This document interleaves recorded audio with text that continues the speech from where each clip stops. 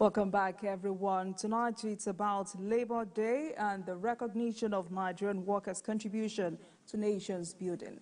And tonight we'll be speaking with the chairperson NLC Lagos chapter, Comrade Fumi Sese. Comrade, good evening to you. Thank you for joining us this evening, and happy International Workers' Day to you.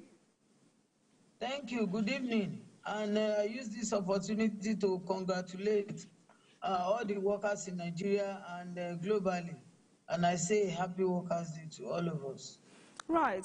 It's been 4 decades of celebrating May Day. So first, let's talk about the significance of this day, as this year focuses on ensuring safety and health at work in a changing climate. Talk to us about the significance of this day in the lives of Nigerian workers. Thank you very much. In the 18th century, we see that the labor of our heroes past is what we are enjoying now, when there was no time limit for workers in the olden days. They work until the ground, until they will be tired and they will drop dead. That was when there was a revolt, and they now ask for decent work. And the hours at which they work was reduced to 8 hours of work. And that is why we have to work from 8 o'clock to 4. In some instances, when you work more than that, you'll be remunerated through overtime. So those were the heroes of the past that really fought for this freedom for the workers. And so for that, that happened in America several years back. So we are now celebrating that freedom that workers, they broke the shackles then. And every year we remember those heroes, and we celebrate them, and we celebrate ourselves too. So we took that day as a remembrance of, workers having a leeway to having a decent working hours. So, and for this year, the theme for this year is people first. How did the NLC and TVC came up with that theme for the year? We have seen the economic situation in the country. We've seen the economic reality, not only in Nigeria, but across the whole world. It calls for a sober reflection for all of us, and most especially for the leaderships and for the leaders in every country, to think about the people first, to have policies that are people-oriented, to think about how they will, bring a reprieve to the hardship that in Nigeria, I'm not bringing it home. The hardship that we are faced with is so enormous that workers and Nigerians are now, feeling the hardship so much. So for the year, for the theme for this year is so apt that government must think about the people. Government should, as a matter of urgency, think about a living wage for the workers. Today we were disappointed by that announcement of the increment in the salaries. We are not asking for increment, we are asking for a living wage. And that is exactly what we are waiting to hear. Right, we'll come back to the issue of a living wage, because some Nigerians are still very confused about what exactly that means. With a 35% pay increase by the federal government for civil servants on the remaining 6 consolidated salary structures, the NLC president says this is mischievous. Speak to us about this. Yeah, that announcement is a Greek gift. To me, the president, as you said, an English word is mischievous. I will also use another English word, Greek gift, a gift that was not, sourced for. We weren't expecting that kind of a gift. We did not ask for that gift. We did not negotiate for it, and we don't want that. That's not what we expected. We expected a living wage. We expected that the Tripartite committee, government will do the needful, and they will, expedite action on wrapping up on time the committee sitting. We have seen the labor on our own side now, alleging that government is delaying and dilly-dallying on concluding the process of the new minimum wage that they started since last year. So if that is what the allegation from the labor, it has now shown that government is not ready to give us a living wage. Rather, they want to give us an increase in salary, which could not meet up with the economic situation and economic reality that is on ground now. And that is why NSC across board, we totally rejected that Greek gift that was not solicited for, that was given to us today. We don't want it. Let government take it back to sender by fire, so that let the government do the needful by So, ramping comrade, up when you and by say helping living wage, what does it entail? a living wage means that the wage that will be commensurate with the socio-economic reality that is on ground, not a starving wage, not a wage that you will be paid, and at the end of the day, you will not be able to make an ends meet. So a living wage is a wage that at the end of the day, you'll be able to meet up with all your the socio-economic spendings. You want to pay for your rent, fine. You want to feed your family, good. You want to educate your children, yes. You want to pay transportation, good. So all those indices are what the government should look at before they will arrive at a wage that will be commensurate with the socio-economic reality. 30,000 naira is a starvation wage. So we are talking about a living wage, a wage that will be able to take us home, not salary that will not be able to take us to anywhere. The economic reality, the socio-economic problems that we are faced with in this country, the services and goods prices have already gone up. So the government needs to think about all those indices before they arrive at a wage that will be commensurate with the economic reality on ground. That is why we said a living wage is All what right. we are. All right, comrade. One major question is the Tripartite Committee has not reached a consensus. Some persons are saying, why is organized labor preempting that committee when the committee is still in action? Is the committee not supposed to have concluded the whole process? The committee should have concluded by now. At least for about 2 months now. They went to the geopolitical zones, and then we made our presentation. They did a public hearing. So government should be truthful enough to come out. And you know that labor, sometimes labor is already coming out. There should be a time lag for what government is doing. They should not just leave it open.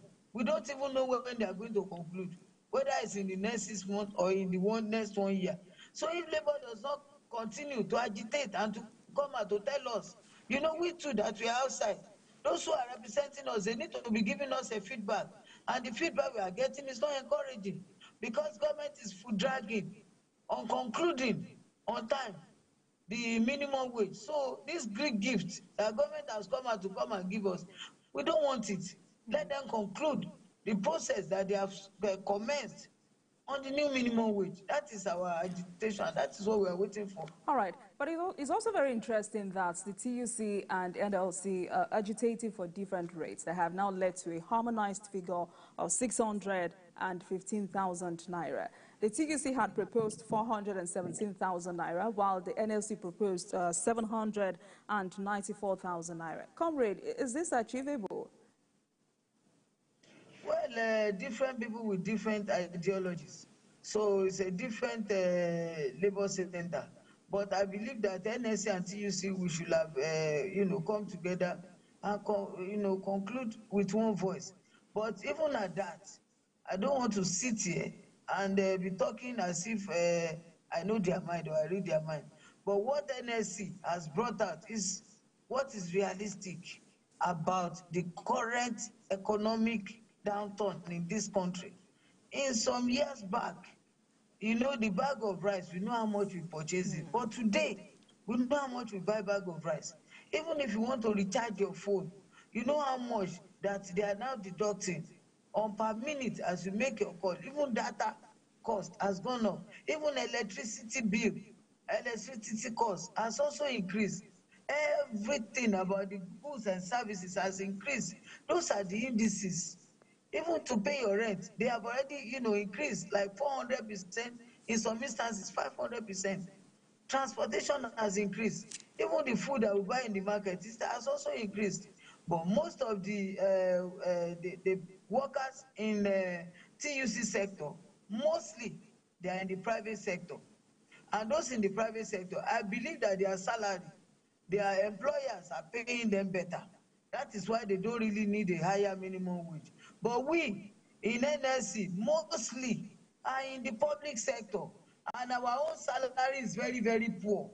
That is why we are asking for a better and a living wage.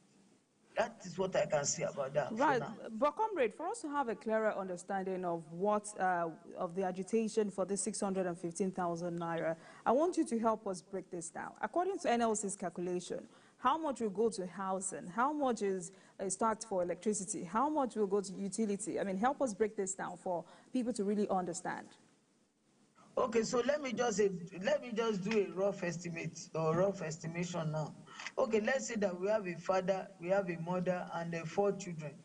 Um, Now we'll just do a minimum. So let's talk about the breakfast. That at least each of them will spend 1,000 naira.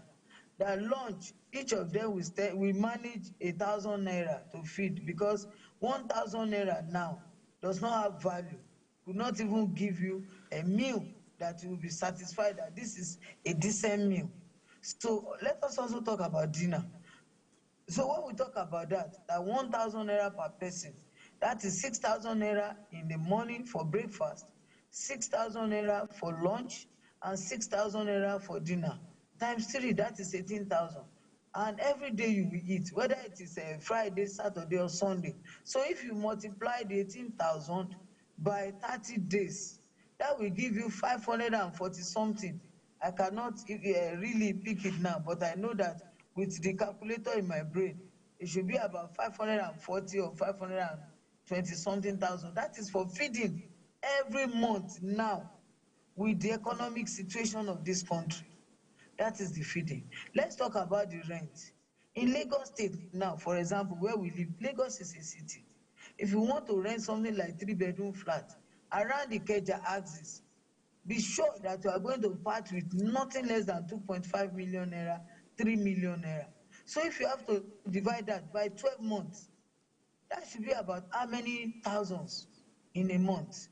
Let's say on average or averagely, you want to manage yourself every month, you should be able to you will be parting with something like 400,000 or 300,000 or 250,000 for different kinds of home around the Ikeja axis. It depends on the proximity of where you are staying to the center. That will determine the price. If you go to the rural places, rural area, maybe you see like 3-bedroom flat for like 700,000 naira, 1 million naira, Lagos State. I wanted to So the say, I wanted to say, it looks like this estimate relates with the realities of those who live in Lagos. But we'll come back to that in a jiffy, comrade. Speak to us about what it takes to be a productive worker in Nigeria today, whether in the private or public sector. Yeah, thank you very much. Education is very, very important. It's key. So if you want to be a productive worker in the country, you must seek for education and you must seek for knowledge in that particular area of the sector that you want to go into. You must be knowledgeable. You must be a professional. It is very key. It is when you are professional, when you educate yourself to a reasonable level, and when you also apply wisdom and integrity and selflessness into what you are doing, everything put together will make you to be a very productive worker in the country. So, comrade, the NLC, the current NLC leadership led by Comrade Joe Ajero has been criticized for lack of direction and consideration, especially when negotiating with governments. Is the Nigerian Labour Congress, as of today, on the right course? Well, I would say that there is no sin in bringing up a proposal. you can bring it up that, okay, this is our demand. But it is another thing, once you have a committee to sit down, the committee is a tripartite committee. If one aspect of the committee is saying that this is what we want, then the other two sector, they are there. Let them, that is why we have the committee. They can sit down on a table, whether round table, square table, or four corner, and negotiate and dialogue, and bring everything to the table, scientifically proving basis of what we ask and what is achievable. Let us be able to prove it. Those indices that we also talk about should also be put into cognizance before the three tripartite committee will be able, or should be able, to arrive at a conclusion that this is the best that we could give for now. You remember in 2019, what NSA and TUC asked for was higher than what we got at the end of the day. What was paid to us was not particularly satisfying, or we agree with it, or we were happy about it. But at that particular time, we also have to follow the reasoning, and we also have to look at those indices as at that time, that this could be the best that the body in the private sector, manufacturing employers, the government could offer. And we took it without, and we know that in 5 years, which has now fallen to this year, April, we will renegotiate. And there was also a caveat that according to the economic reality or situation, we should be able to, negotiate for an increment even before that 5 years of reviewing in totality the minimum wage. That agreement was also signed in 2019, and that is why we are here now. The economic reality after the removal of subsidy has already messed up the 30,000 naira minimum wage. That 30,000 minimum wage is no longer acceptable. So, comrade, that's why, comrade, 30,000 minimum wage is just like $25 now. I hear that, comrade. I mean, that's why some have said Labour could have accepted this 35% increment. Then wait, hold on, for the outcome of the tripartite committee. But going back to this 615,000 living benchmark, rather, how realistic is this for states that cannot afford it? Because now you're saying Those who are saying that Labour could have taken this and wait, they are very myopic in thinking and in reasoning. For the simple reasons that the one that the government has paid for commerce and commerce, it is only the workers in the federal government that are enjoying it. Several states have not even commenced it. They have not started paying their workers. And in most of the cases, and also the counties and the connoisseurs of the tertiary institutions, workers in the federal government are enjoying it, while workers at the state level, they are not enjoying it. It's like a gift by federal government, in which they did not put into consideration the state government. These governors that are finding it difficult to pay 30,000 naira, government is now increasing 25, and in some states they are not even paying the 35,000 wage award. They negotiated with the worker, and they are paying something like, some states are paying even 15,000. While some states even said they will pay 10,000 naira. Imagine that. It's to cause a division. But if we have a minimum wage, that minimum wage is just the minimum that any state or anybody, it becomes a national wage acceptable to either you are in the public sector or you are in the private sector. And that is exactly what we are asking the government to do. Let us conclude this negotiation on minimum wage on time. Let us wrap it up. What we have started, let us expedite action. Government should stop delaying this process. Beyond what is, it does not take anything from government to conclude this the wage award, the minimum wage process that they have started. So, comrade, you haven't answered my question. You have not answered my question.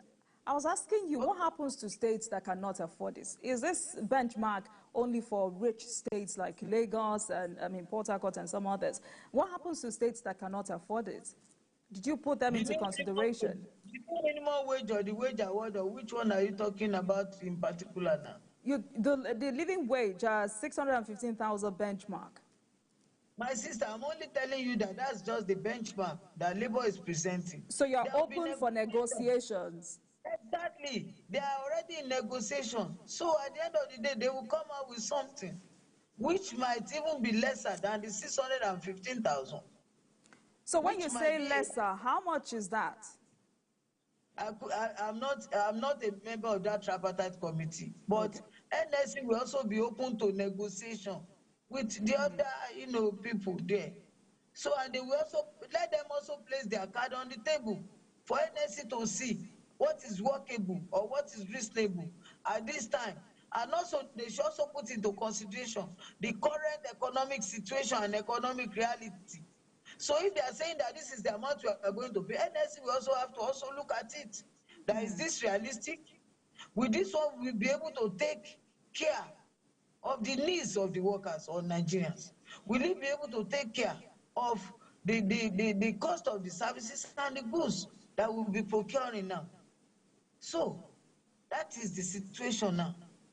All right, comrade. But from your own perspective, what could have been responsible for this unsuccessful attempt at reaching a consensus on this new minimum wage? Because in January, that tripartite committee was put together to see to this consensus. Where is there no headway in sight?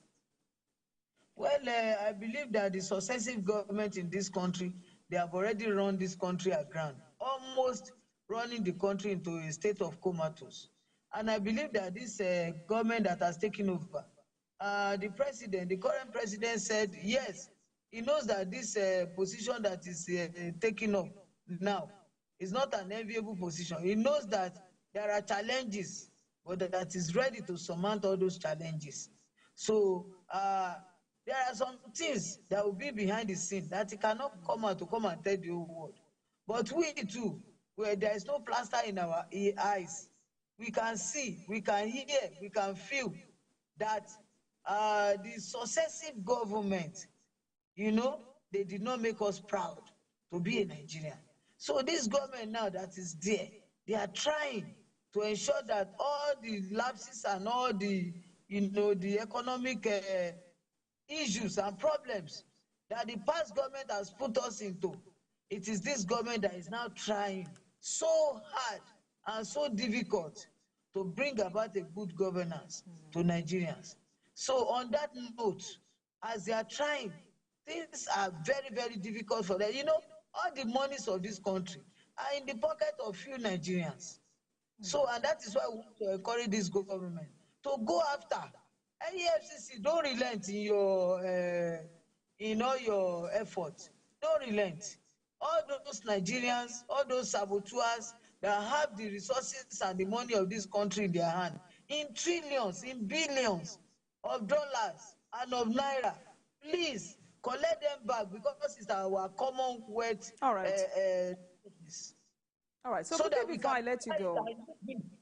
All right. Comrade, before I let you go, today the president reiterated his commitment to improving the welfare of Nigerian workers. To be very specific, because, really, it cannot be all about wages and salaries for Nigerian workers. What should that be? Well, there should be an improvement in all the facets of life in Nigeria. All the sectors should be improved, and all the infrastructural facilities should, government should also put them as a priority.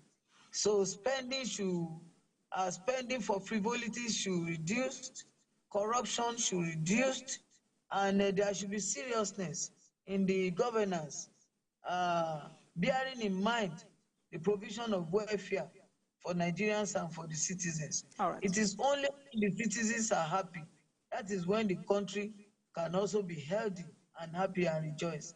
So the people are ready to work, to salvage, and also to ensure that they team up with the government. But government should also do the right thing.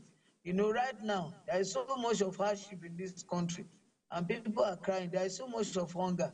There is so much of issues. But God will help this president, because he knows before he took up that position. But the poor are becoming poorer, whereas those in the middle class, they have now been pushed down to the ladder. And those at the top, they continue to uh, um, exploit the situation to their own advantage in this country. All right, then. So those who are pushing this country into this current situation, God knows them and we know them. The All right. government should Thank go you after so much, Comrade. our wealth from them and use it for better living for all of us in the country. All right.